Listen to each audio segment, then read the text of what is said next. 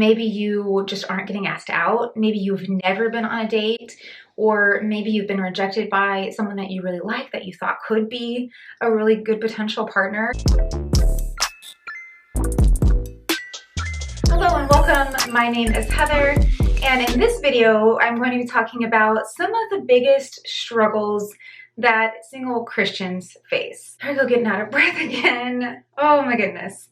Okay, some of these are struggles that I faced when I was a single Christian, and a lot of these are struggles that you guys have personally shared with me. So we're going to talk about some of those struggles today, and my hope in sharing this video is to help you feel less alone and to know that you're not the only one facing these struggles. And at the end, I'm also going to share some tips on how to deal with these struggles. So let's go ahead and jump in. As always, if you like this content and you like this video, be sure to give it a thumbs up and subscribe to my channel for more videos on Christian dating, relationships, and marriage.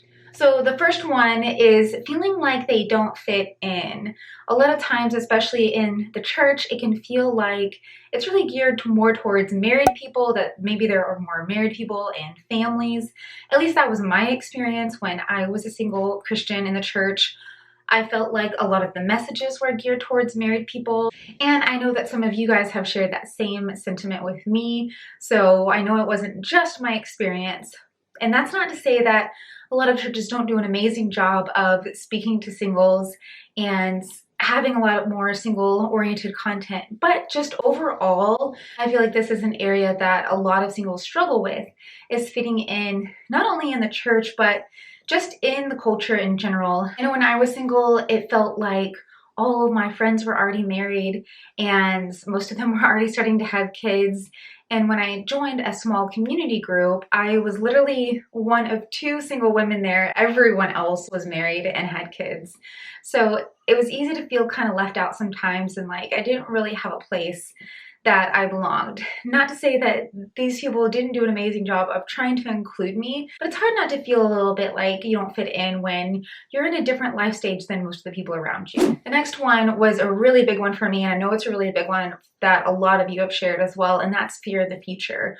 Whether that's worry about whether you're ever going to be able to find a spouse, or worry about whether you're ever going to be able to have a family and start having children, worry about getting too old, all of these fears related to your future when it comes to if you're going to be single or if you're going to find someone to marry. Holy cow, I just keep getting out of breath. I gotta take a minute. Whew. Okay. And in the same category, you might even worry about who's going to take care of you when you're older, or who's going to be there for you later down the road. The next one is jealousy or envy of others. It's really easy when you're single and you see all of your married friends or friends who are married with kids and have families, and maybe you see how happy they are. It's human nature to want that too, and to feel like you're missing out on something even, especially if you have those desires in your heart for marriage and family. The next one is disappointments and frustrations when it comes to dating. Maybe you just aren't getting asked out. Maybe you've never been on a date, or maybe you've been rejected by someone that you really like that you thought could be a really good potential partner, and they're not giving you the time of day. There are a lot of difficulties and frustrations when it comes to dating as a single Christian. And this is one that I hear from you guys all the time, and it's one that I experience too. I know a lot of you have expressed that you have a hard time finding someone at the church, and that's a really real frustration and an area of disappointment. Another one is lack of attraction for other Christian singles. And I've heard it said before that attraction isn't necessary, that comes later. I strongly disagree with that. And I think that this is a really real, struggle for a lot of us, because we want to be attracted to the person that we're dating. We want to definitely be attracted to the person that we marry. And a lot of you have expressed that maybe someone has shown interest in you, but you're struggling on whether or not you should reciprocate because you're not attracted to them. This used to happen to me a lot, and that is okay. That is a very valid frustration and struggle that a lot of us have. Another one is staying pure. I know this was a struggle for me. I know that a lot of you have shared this struggle with me as well. And that's just the struggle to either wait to have sex, or maybe it's your thoughts that you're struggling with, or masturbation, or something along those lines of purity and trying to save yourself for the person that God has for you.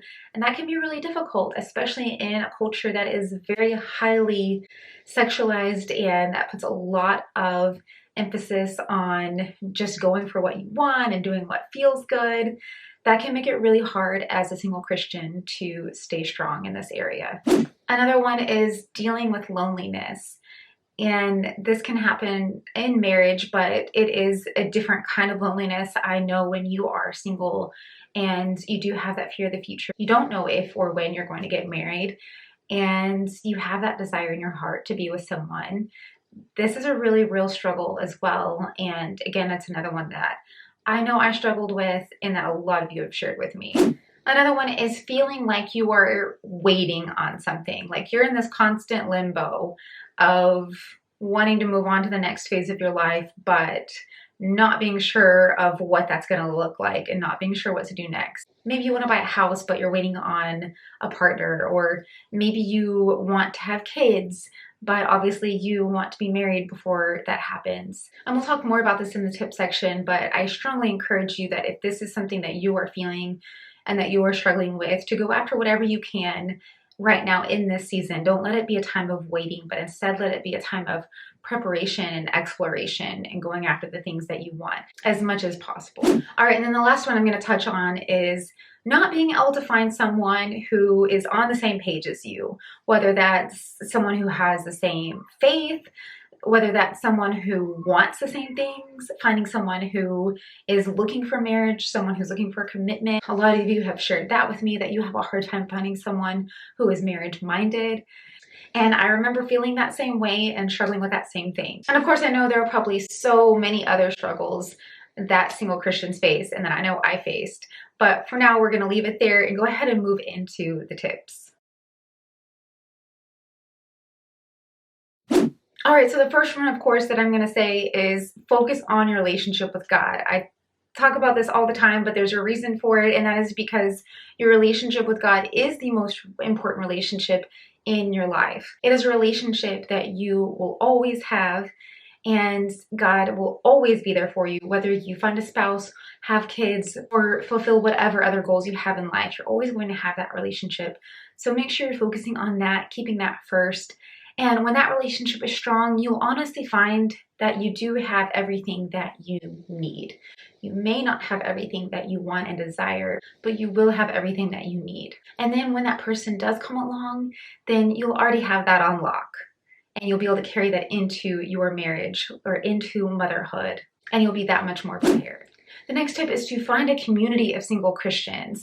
There are so many churches and organizations that offer groups for fellowship for other single Christians that will help you to feel more like you belong and that you're not alone. You'll be able to connect with other people who are in a similar season of life, who are going through the same struggles, and maybe even meet someone and get married. Who knows? But I remember when I was single, these groups were few and far between. It was really hard to find one. But my friend and I ended up leading a co-ed group of singles at our church. And this was one of the ways that I really felt more connected and that I felt a lot less alone and got to share not only in the struggles that we were going through, but also just to share in our faith and to share in our love for God and have that community and gather together for holidays and different events so that we didn't feel lonely and that we had other people to be there to support us and love us. So if you can find a group like that, I highly, highly encourage you to get involved. It doesn't mean that you have to lead it, but just find something that you can join with other single Christians so that you can have that community. I do have a Facebook group specifically for single Christian women that I do plan on starting up again. So just keep your eye out for that. I'll be sharing a link for that very soon. And that will be a great place for you to have community with other single Christians as well. The next one is to enjoy your singleness. And I know probably some of you are rolling your eyes at me and thinking, yeah, right. How am I supposed to do that when I just want to get married? I totally get that. I have felt the same way, but I'm telling you, singleness is a gift, and every season that we go through has something to offer and has something that we can be grateful for in it. There are a lot of things you can do as a single Christian that you won't be able to do once you are married, and especially once you have kids. So do your best to make the most of it while you can. This is one of the things that I wish I had done better. I remember spending so much time and energy just focused on not being married and not having kids and not having the thing that I thought was going to fulfill me more than anything. And looking back, I could have put more of that time and energy into serving God and serving others instead of feeling bad for myself and constantly worrying about the future. So I highly encourage you to make the most of this season, enjoy the season as much as you can. And like I mentioned before, to pursue those goals and dreams that are in front of you right now. Don't wait. And my last tip is bring it to God. Don't forget to pray. Pray about the desires that you have. Pray for your fellow single Christians. Pray for those people that you might envy, with the married couples that may be having secret struggles that you don't even know about, or the new moms and dads that are going through sleepless nights and all the struggles that come with parenthood. Pray into those things and ask God to change your heart. Ask Him to help prepare your heart for marriage in this season. Ask Him to help prepare your heart for motherhood or fatherhood if those are things that you desire. Pray about and ask for help in any areas that maybe you need to work on before getting married or before becoming a parent. God cares about your struggles, and He cares about the things that are on your heart. He asks us to put our burdens before Him.